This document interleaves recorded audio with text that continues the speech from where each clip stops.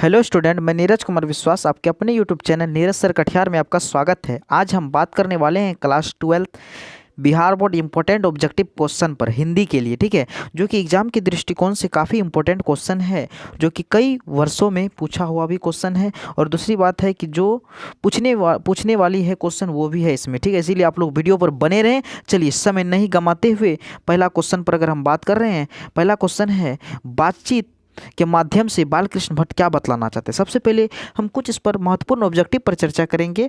बातचीत क्या है, तो बातचीत आपका ललित निबंध है। बातचीत क्या है, आपका ललित निबंध है। और बातचीत किसने लिखा है? अगर बातचीत होगा तो भटर भटर भटर भटर करवे करेगा, तो बालकृष्ण भट्ट। तो बातचीत कौन लिखा है? बालकृष्ण भट्ट। बालकृष्ण भट्ट का जन्म 23 जून 1844 ईस्वी को हुआ था। इसके पिता का नाम बेनी प्रसाद भट्ट हैं, ठीक है। चलिए, तो बातचीत के माध्यम से बालकृष्ण भट्ट क्या बतलाना चाहते हैं? तो बातचीत की शैली बतलाना चाहते हैं। यहाँ पर ऑप्शन नंबर ए आपका करेक्ट आंसर है। और एडिसन ने कहा था दो आदमी के बीच उत्तम बातचीत होती है। एडिसन के अनुसार कितने व्यक्तियों के बीच उत्तम बातचीत हो सकती है? तो एडिसन के अनुसार दो व्यक्तियों के बीच उत्तम बातचीत हो सकती है। चलिए नेक्स्ट क्वेश्चन की बात करें, चंद्र शर्मा गुलेरी की कौन सी कहानी है? चंद्र शर्मा गुलेरी की कौन सी कहानी है? तो चंद्र शर्मा गुलेरी की कहानी जो है उसने कहा था कहानी चंद्र शर्मा गुलेरी की है। और इसी उसने कहा था कहानी को 5 पार्टों में हम लोग पढ़ते थे। कितने पार्टों में पढ़ते हैं? 5 पार्टों में। पहला, दूसरा, तीसरा, चौथा और 5वां, जिसमें पहला और 5वां में जो है प्रेम कथाओं का वर्णन है, जबकि 2, 3, 4 में युद्ध का वर्णन है। तो यहाँ से एक सब्जेक्टिव के तौर पर प्रश्न आता है कि उसने कहा था कहानी को कितने भागों में बांटा गया है और कितने भागों में युद्ध का वर्णन है। तो उसने कहा था कहानी को आंसर में देना है।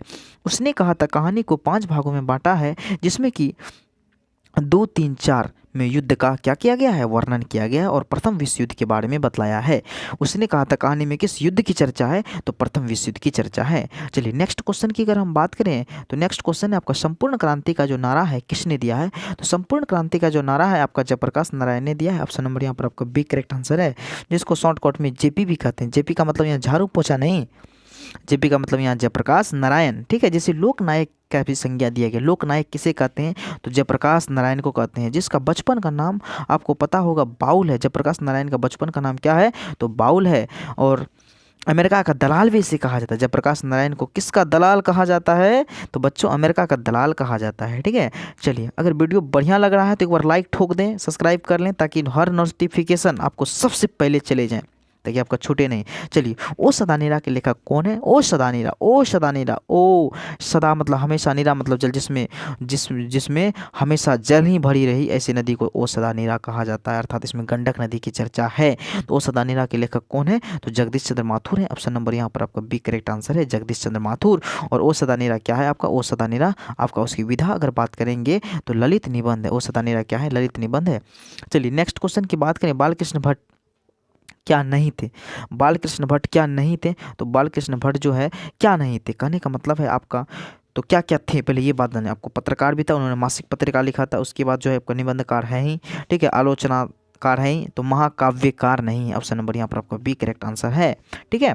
चलिए, बालकृष्ण भट्ट की विधा क्या है? तो बातचीत है। चलिए नेक्स्ट क्वेश्चन कहता है त्रिच कहानी किस शैली में लिखी गई है? तो त्रिच कहानी जो है आपका आत्मकथात्मक शैली के द्वारा लिखा गया है। त्रिच कहानी किसके द्वारा लिखा गया है? तो त्रिच कहानी उदय प्रकाश के द्वारा लिखा गया है, जिसका जन्म जो हुआ था आपका 1 जनवरी जो हुआ था 1952 ईस्वी को हुआ था। 1 जनवरी 1952 ईस्वी को हुआ था। चलिए नेक्स्ट क्वेश्चन यहाँ पर है कि आपका आत्मकथात्मक शैली के द्वारा, ठीक है। चलिए नेक्स्ट क्वेश्चन की अगर हम बात करें, जे कृष्णमूर्ति की शिक्षा कृति क्या है? तो जे कृष्णमूर्ति जो है, जे कृष्णमूर्ति की शिक्षा यानी मतलब शिक्षा क्या है? तो आपका शिक्षा जो है वो आपका संभाषण है। यहाँ तो option number A correct answer है। जे कृष्णमूर्ति का पूरा नाम आपका जे कृष्ण जद्दू मूर्ति है, जे कृष्ण जद्दू है, ठीक है। चलिए नेक्स्ट क्वेश्चन, भोर का तारा किन की कृति है? तो भोर का तारा जो है आपका माथुर जी की है, जगदीश चंद्र माथुर। भोर की तारा किसकी कृति है? जगदीश चंद्र माथुर की है, जिसने क्या लिखा है? ओ सदा नीरा लिखा है। क्या लिखा है? ओ सदा नीरा। ओ सदा नीरा किस नदी को कहते हैं? तो गंडक नदी को कहा जाता है ओ सदा नीरा। उसके बाद है प्रगीत और समाज क्या है? प्रगीत और समाज क्या है? तो प्रगीत और समाज जो है आपका निबंध है। किसके द्वारा लिखा गया? प्रगीत और समाज। समाज में आदमी अपना नाम को क्या करना चाहता? ऊंचा करना चाहता था, इसीलिए नामवर सिंह। अपना समाज में अपना नाम को आदमी ऊंचा करना चाहता, इसीलिए उसका नाम क्या था?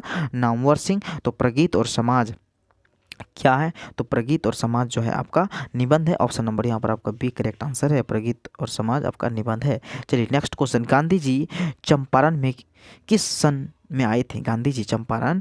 कब आए थे? तो आपका सन 1917 ईस्वी में आए थे। कब आए थे? सन 1917 में आए थे। किस सिलसिले में आए थे? तो नील की खेती के सिलसिले में आए थे। और नील की खेती जो है आपका अंग्रेजों के द्वारा किसानों पर अत्यधिक टैक्स वगैरह वसूला जाता था और नील की खेती करने के लिए अनिवार्य कर दिया गया था। 1 बीघा इक्वल टू 20 कट्ठा, 1 बीघा इक्वल टू 20 कट्ठा, 1 बीघा बराबर 20 कट्ठा, और 20 कट्ठा में 3 कट्ठा कम से कम नील की खेती करना क्या कर दिया गया था? अनिवार्य कर दिया गया था।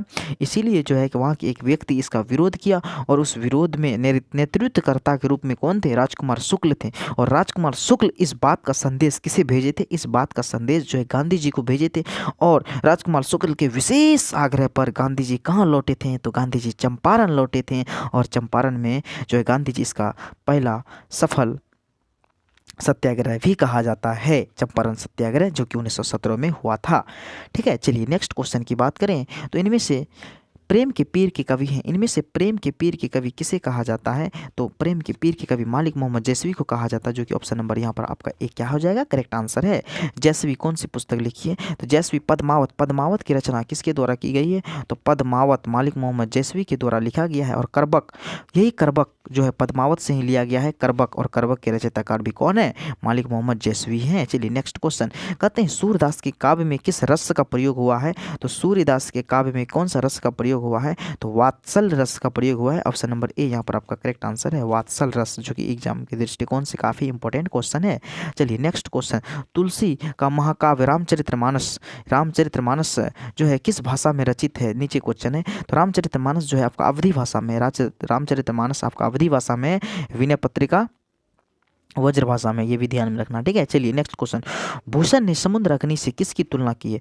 भूषण ने समुद्र अग्नि से किसकी तुलना की है? तो आपका शिवाजी की तुलना की है। ऑप्शन नंबर यहाँ पर आपका एक करेक्ट आंसर है। किसकी तुलना की है? शिवाजी की तुलना की है। ठीक है, चलिए नेक्स्ट क्वेश्चन, मनुष्य का शरीर क्यों थक जाता है? मनुष्य का शरीर जो है क्यों थक जाता है? तो आपका मनुष्य का शरीर का थकने का जो कारण है वो आपका मन की चंचलता। मनुष्य जो है मन को शांत नहीं रखते, मन चंचल होता है, जिसके कारण जो है कि मन थक जाता है। इसीलिए ऑप्शन नंबर यहाँ पर आपका बी करेक्ट आंसर हो जाएगा। चलिए नेक्स्ट क्वेश्चन, पुत्र वियोग किसकी रचना है? पुत्र वियोग पता है आपको, सुभद्रा कुमारी चौहान के द्वारा लिखा गया है। पुत्र वियोग किसकी रचना है? सुभद्रा कुमारी चौहान की रचना। यह एक शोक गीत है।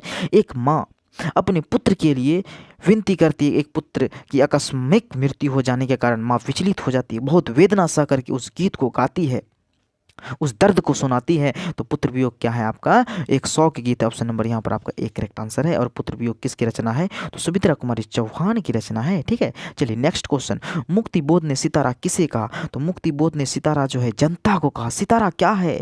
जो चमकता है वो जनता ही तो है, जनता ही है। ठीक है, ऑप्शन नंबर यहाँ पर आपका एक करेक्ट आंसर है। चलिए नेक्स्ट क्वेश्चन, अशोक वाजपेयी की कविता है, अशोक वाजपेयी की कौन सी कविता है? तो अशोक वाजपेयी की जो कविता आपका हार जीत है। ऑप्शन नंबर यहाँ पर आपका बी करेक्ट आंसर है। हार जीत के रचनाकार कौन है? तो अशोक वाजपेयी हैं। चलिए नेक्स्ट क्वेश्चन की बात करें, किस रचना के लिए ज्ञानेंद्र पति को साहित्य अकादमी पुरस्कार 2006 प्रदान किया गया है?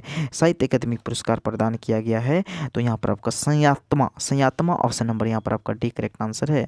ठीक है, 39 का डी करेक्ट आंसर हो जाएगा। चलिए नेक्स्ट क्वेश्चन की बात करें, विनोद कुमार शुक्ल की कविता, विनोद कुमार शुक्ल की जो कविता है वह आपका क्या है? तो विनोद कुमार शुक्ल की जो कविता है आपका प्यारे नन्हे बेटे किसकी रचना है? विनोद कुमार शुक्ल की रचना है, प्यारे नन्हे बेटे। ऑप्शन नंबर आपका यहाँ पर एक करेक्ट आंसर है, प्यारे नन्हे बेटे विनोद कुमार शुक्ल के द्वारा लिखा गया है।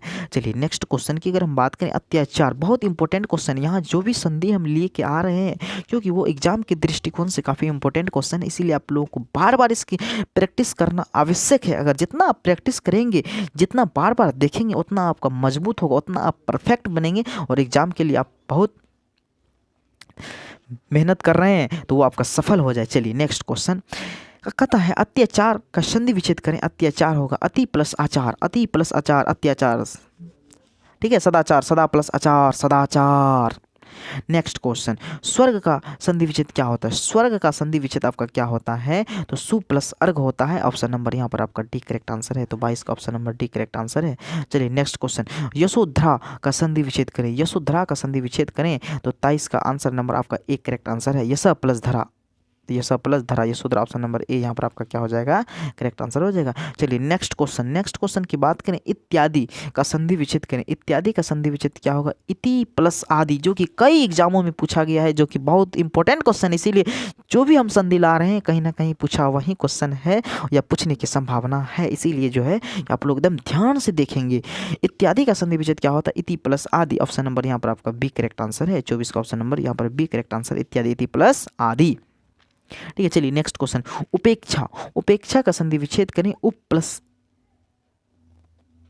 उपेक्षा, उप प्लस ईसा, उप प्लस इच्छा, कहने का मतलब ऑप्शन नंबर यहाँ पर आपका 25 का बी करेक्ट आंसर है। ठीक है, प्लस ईसा, उपेक्षा। चलिए नेक्स्ट क्वेश्चन की अगर हम बात करें, एन मौका में कौन सा उपसर्ग है, एन मौका में उपसर्ग, उपसर्ग उस शब्दांश को कहते हैं जो किसी शब्द के पहले लगाया रहता है। ठीक है, उपसर्ग में कौन सा, एन मौका में कौन सा उपसर्ग है, तो 26। एन मौका, यहाँ एन पहले लगा हुआ एन, उसके बाद मौका, तो यहाँ पर आपका एन, ये हिंदी का उपसर्ग। ऐसे आपको 22 उपसर्ग जो पढ़ा है, प्रति, प्राणु, दिश, अनु, अपि, सम, सु, उत, उद, ये सब जो पढ़ाए हैं, तो ये सब आपको नहीं लग रहा है इसमें है, क्योंकि ये हिंदी का उपसर्ग है आपका एन, एन उपसर्ग है, कु उपसर्ग है, ये सब हिंदी का उपसर्ग होता है। ठीक है, चलिए तो यहाँ पर ए हो जाएगा ऑप्शन, एन हो जाएगा, option number C correct answer है। चलिए नेक्स्ट क्वेश्चन 27 की अगर चर्चा करने का, तो कुपात्र में कौन सा उपसर्ग है, आपको पता होगा सब, कुपात्र, तो कुपात्र, यहाँ देखिए कु हर्षऊ होगा कि दुर्गो होगा, तो मात्रा आपको देखना पड़ेगा, मात्रा के अशुद्धियों पर ध्यान देना होगा, तो 27 का आपका ऑप्शन नंबर यहाँ पर आपका सी करेक्ट आंसर है, कु उपसर्ग है। चलिए नेक्स्ट क्वेश्चन की बात करें, टिकाऊ में कौन सा प्रत्यय है, टिकाऊ में कौन सा प्रत्यय है, तो टिकाऊ में आपका जो प्रत्यय है टिक प्लस आऊ है, क्या है, टिक प्लस आऊ है, जो कि 58 का ऑप्शन नंबर ए यहाँ पर आपका करेक्ट आंसर है, तो आऊ प्रत्यय हो जाएगा। चलिए नेक्स्ट क्वेश्चन की बात करें, लड़ाकू में कौन सा प्रत्यय है, लड़ाकू में कौन सा प्रत्यय है, आकू, कौन सा प्रत्यय है, लड़ाकू में कौन सा प्रत्यय, आकू प्रत्यय, ऑप्शन नंबर डी यहाँ पर आपका करेक्ट, लर प्लस आकू, लड़ाकू। चलिए 30 का, गौरी शंकर में कौन सा समास है, गौरी शंकर में कौन सा समास है, तो इसका डी द्वंद्व समास है, गौरी शंकर में कौन सा समास है, द्वंद्व समास है, ऑप्शन नंबर यहाँ पर आपका डी करेक्ट आंसर है। चलिए नेक्स्ट क्वेश्चन, पुरुषोत्तम, उत्तम पुरुष को पुरुषोत्तम कहा जाता है, पुरुषोत्तम में कौन सा समास है, तो पुरुषोत्तम में जो है आपका तत्पुरुष समास है। आपको पता होगा समास के बारे में, समास दो या दो से अधिक पद अपने विभक्ति चिन्ह को छोड़कर आपस में मिलते हैं तो उसे समास कहा जाता है। और समास के कितने भेद होते हैं, तो समास के 6 भेद होते हैं, ये भी आपको ध्यान में रखना होगा। चलिए नेक्स्ट क्वेश्चन, पीताम्बर में कौन सा समास है, पीताम्बर में कौन सा समास है, तो आपका जो है तो बहुव्रीहि समास है। पीताम्बर, पीला वस्त्र धारण करने वाला को पीताम्बर कहा जाता है। पित मतलब पीला, अंबर मतलब वस्त्र, यानी कि पीले वस्त्र कौन धारण करते हैं, अर्थात भगवान विष्णु, अर्थात समान अर्थ को छोड़कर वह विशेष अर्थ ग्रहण कर लिया है, तो ऐसे समास को बहुव्रीहि समास कहा जाता है। तो इसीलिए यहाँ पर पीताम्बर में कौन सा समास है, बहुव्रीहि समास है, ऑप्शन नंबर यहाँ पर आपका बी करेक्ट आंसर है। चलिए नेक्स्ट क्वेश्चन, परमात्मा, परमात्मा में कौन सा समास है, तो परमात्मा में जो समास है आपका ऑप्शन नंबर सी यहाँ पर आपका करेक्ट आंसर है, कर्मधारय समास। परमात्मा में कौन सा समास है, कर्मधारय समास, ऑप्शन नंबर सी यहाँ पर आपका करेक्ट आंसर है।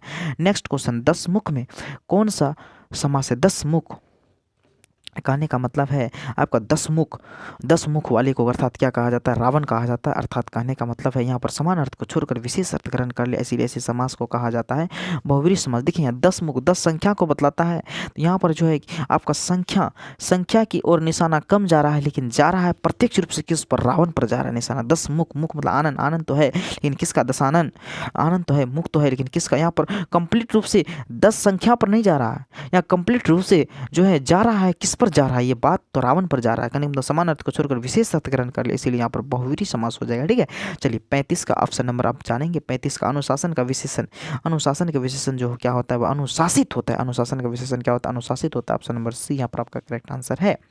चलिए नेक्स्ट क्वेश्चन की बात करें, आदर का विशेषण क्या होता है, 36 का आपका option number D correct answer है, आदरणीय। आदर का विशेषण क्या होता है, आदर का आदरणीय। ठीक है, भारत का भारतीय। ठीक है, चलिए नेक्स्ट क्वेश्चन, मूर्छा, मूर्छा का विशेषण क्या होता है, तो मूर्छा का विशेषण जो होगा आपका मूर्छित, मूर्छा का मूर्छित, समाज का सामाजिक, ऑप्शन नंबर यहाँ पर आपका डी करेक्ट आंसर है। चलिए नेक्स्ट क्वेश्चन की बात करें, तो नेक्स्ट क्वेश्चन कहता है कोयल का पर्यायवाची शब्द क्या है, बाबू कोयल, पद्मा को कोयल कहा जाता है, कोयल का पर्यायवाची शब्द पद्मा भी है, ये भी ध्यान में रखना है। तो आपका ऑप्शन नंबर बी, कोयल शब्द पद्मा के लिए प्रयोग किया जाता है, इसीलिए option number B correct answer है। नेक्स्ट क्वेश्चन, गंगा का पर्यायवाची शब्द क्या होगा, सबसे पहले आपको पर्यायवाची शब्द 3-4 से काम नहीं चलेगा, अगर किताब में 5-6 को है तो उसको भी याद करना होगा, क्योंकि कौन पूछ देगा कहना मुश्किल है। तो गंगा का पर्यायवाची शब्द इनमें से कौन है, से आप रट के गए, मंदाकिनी, देवव्रती, अब यहाँ दे दिया भागीरथी। रहती है, इसलिए आपको क्या दे देगा, कहना मुश्किल, इसलिए आपको कम से कम 5-7 टू रटिए, आप एक का 5-7 टू रखिए, 2 टू 3 टू रटिएगा फ्लॉप कर जाइएगा, ठीक है। तो गंगा का पर्यायवाची शब्द क्या होता है, तो गंगा का जो पर्यायवाची शब्द होता है देव नदी, भागीरथी, मंदाकिनी, ऑप्शन नंबर यहाँ पर आपका डी करेक्ट आंसर है। चलिए नेक्स्ट क्वेश्चन की बात करें, सिकस्त का विलोम क्या होता है, तो सिकस्त का जो विलोम होता है ऑप्शन नंबर फतह ए करेक्ट आंसर है, यहाँ पर फतह option number A correct answer है। सिकत का विलोम क्या होता है, फर option number A correct answer है। चलिए नेक्स्ट क्वेश्चन की बात करें, विग्रह का विपरीत शब्द है, विग्रह का विपरीत शब्द क्या है, तो विग्रह का विपरीत संधि का विग्रह होता है, संधि का क्या होता है, विलोम विग्रह होता है, इसलिए यहाँ पर संधि आपका करेक्ट आंसर है ऑप्शन नंबर ए। संधि के कितने भेद होते हैं, तो यहाँ पर संधि के आपका 3 भेद होते हैं, ये भी ध्यान में रखना होगा। चलिए नेक्स्ट क्वेश्चन की बात करें, कृतज्ञ का विलोम क्या होता है, कृतज्ञ का विलोम होता है कृतज्ञ, कृतज्ञन, ऑप्शन नंबर यहाँ पर एक आपका क्या हो जाएगा, करेक्ट आंसर हो जाएगा। चलिए नेक्स्ट क्वेश्चन की बात करें, शुष्क का विलोम क्या होता है, तो शुष्क का जो विलोम होता है वह आर्द्र होता है, शुष्क का विलोम क्या होता है, आर्द्र होता है, ऑप्शन नंबर यहाँ पर आपका सी क्या हो जाएगा, करेक्ट आंसर हो जाएगा। चलिए नेक्स्ट क्वेश्चन की बात करें, गणतंत्र का विलोम क्या होता है, गणतंत्र, गणतंत्र मतलब लोगों का शासक, जनता का शासक, राजतंत्र मतलब राजा का शासक, उसका उल्टा गणतंत्र का क्या हो जाएगा, राजतंत्र, ऑप्शन नंबर यहाँ पर आपका एक करेक्ट आंसर है, गणतंत्र का विलोम राजतंत्र हो जाएगा, ठीक है। चलिए नेक्स्ट क्वेश्चन की अगर हम बात करें, मृग जैसे नेत्रों वाली क्या कहलाते हैं, मृग जैसे नेत्रों वाली को क्या कहलाता है, मृगनयनी कहलाता है, 45 का ए करेक्ट आंसर है, 45 का ए आपका बिल्कुल सही आंसर है। नेक्स्ट क्वेश्चन, सीमित व्यय करने वाला क्या कहलाता है, जो सीमित व्यय करता है वह क्या कहलाता है, तो सीमित व्यय करने वाले को क्या कहते हैं, तो आपका मितव्ययी कहते हैं, ऑप्शन नंबर यहाँ पर आपका बी करेक्ट आंसर है, मितव्ययी, ऑप्शन नंबर क्या हो जाएगा, बी करेक्ट आंसर हो, सीमित व्यय करने वाला। चलिए नेक्स्ट क्वेश्चन की बात करें, कच्चा चिट्ठा खोलना मुहावरे का अर्थ क्या है, कच्चा चिट्ठा खोलना मुहावरे का अर्थ क्या होता है, भंडाफोड़ कर दिया, कहने मतलब उसका कच्चा चिट्ठा खोल दिया, भंडाफोड़ कर दिया, कच्चा चिट्ठा खोलना मुहावरे का अर्थ क्या होता है, भंडाफोड़ करना, भंडाफोड़ करना। चलिए नेक्स्ट क्वेश्चन का बात करें, कान देना, कान देना, यहाँ पर क्या हो जाएगा बाबू, कान देना हो जाएगा, ठीक है। कान देना मुहावरे का अर्थ क्या होता है, कान देना, बड़ी गौर से सुन रहा है, ध्यान दे रहा है, इसीलिए कान देना मुहावरे का अर्थ होता है ध्यान देना, ऑप्शन नंबर सी आपका करेक्ट आंसर है। चलिए नेक्स्ट क्वेश्चन की बात करें, तो घड़ों पानी पड़ना मुहावरे का अर्थ क्या होता है, घड़ों पानी पड़ना का मुहावरे का अर्थ क्या होता है, तो आपका 49 का डी अत्यंतिक लज्जित होना, ऑप्शन नंबर यहाँ पर आपका डी करेक्ट आंसर है, अत्यंतिक क्या हो जाना, लज्जित हो जाना। चलिए नेक्स्ट क्वेश्चन की बात करें, दाल का ना गलना मुहावरे का, दाल का ना गलना, उसके लिए कोई दाल नहीं गला, दाल भी नहीं गलना मतलब वो कुछ नहीं गला, दाल ना गलना मुहावरे का अर्थ किस वाक्य से अस्पष्ट होता है, मतलब अस्पष्ट नहीं होता है, तो यहाँ पर अगले चुनाव में तेज की दाल गलने वाली नहीं है, ठीक है, ऑप्शन नंबर ए यहाँ पर आपका क्या हो जाएगा, करेक्ट आंसर है। चलिए नेक्स्ट क्वेश्चन, शिवाजी के पुत्र का नाम क्या है, तो शिवाजी के पुत्र का जो नाम है आपका साहू जी है, शिवाजी के पुत्र का नाम क्या है, साहू जी है, यहाँ पर ऑप्शन नंबर आपका क्या हो जाएगा, सी करेक्ट आंसर है। चलिए नेक्स्ट क्वेश्चन की बात करें, जयशंकर प्रसाद की नाट्य कीर्ति क्या है, जयशंकर प्रसाद की नाट्य कीर्ति की बात करें, ध्रुव स्वामिनी है, ऑप्शन नंबर यहाँ पर एक करेक्ट आंसर है, ध्रुव स्वामिनी, नाटक कीर्ति क्या है, ध्रुव स्वामिनी। सुकून की तलाश किसकी रचना है, तो सुकून की तलाश जो है आपका शमशेर बहादुर सिंह की रचना है, शमशेर बहादुर सिंह की रचना क्या है, तो आपका सुकून की तलाश, option number B correct answer है। हार जीत शीर्षक कविता में मशक वाला क्या कर रहा है, तो मशक वाला जो है गीत जा रहा है, क्या जा रहा है, गीत जा रहा है, ऑप्शन नंबर यहाँ पर आपका बी करेक्ट आंसर है। नेक्स्ट क्वेश्चन की बात करें, वीडियो अगर बढ़िया लग रहा है तो अपने मित्रों के साथ अवश्य साझा करें, आप भी सब्सक्राइब करें और अपने दोस्तों से भी करवाएं, क्या कि मेरा मेहनत परिपूर्ण रहे, ताकि हम बहुत गौरवान्वित महसूस करेंगे अगर ज़्यादा से ज़्यादा आदमी देखेंगे तो। चलिए, सुभद्रा कुमारी चौहान के पिता का नाम क्या है, तो सुभद्रा कुमारी चौहान के पिता का नाम है ठाकुर रामनाथ सिंह, ऑप्शन नंबर यहाँ पर आपका एक करेक्ट आंसर है, ठाकुर रामनाथ सिंह। चलिए नेक्स्ट क्वेश्चन की अगर हम बात करें, तो 56 नंबर क्वेश्चन है, बालकृष्ण भट्ट के पिता का नाम क्या है, आपको शुरू में ही बता दिए, तो बालकृष्ण भट्ट के पिता का नाम बेनी प्रसाद भट्ट है, जो व्यापारी थे, और उसकी माता सुसंस्कृत महिला थी, उसकी माता सुसंस्कृत महिला मतलब संस्कारिक महिला थी, जिसके कारण जो उसको काफ़ी ज्ञान थी, अपने पुत्र को वह जो है एक अच्छा शिक्षित व्यक्ति बनाने चाहते थे, लेकिन पिता व्यापारी होने के कारण व्यापार में लगाना चाहते थे, ठीक है। 57 दमयंती स्वयंवर किस लेखक की रचना है, तो 57 का जो है कि आपका ऑप्शन नंबर यहाँ पर आपका 57, तो कंप्लीट रूप से आपका 57 तक ही है इसमें, ठीक है, 57। आगे एक पेज और है, आपको यहाँ बता देते हैं हम, ठीक है। चलिए नेक्स्ट पेज हम लेके आ रहे हैं आप लोगों के लिए, 57, चलिए लास्ट पेज में होगा, ठीक है। हाँ देखिए, हाँ चलिए 57 ना, चलिए 57 पर आप लोग बात कर रहे हैं, ठीक है। चलिए 57 आ जाइए आप लोग, एकदम प्रेम से देखिए, बहुत बढ़िया क्वेश्चन है 57।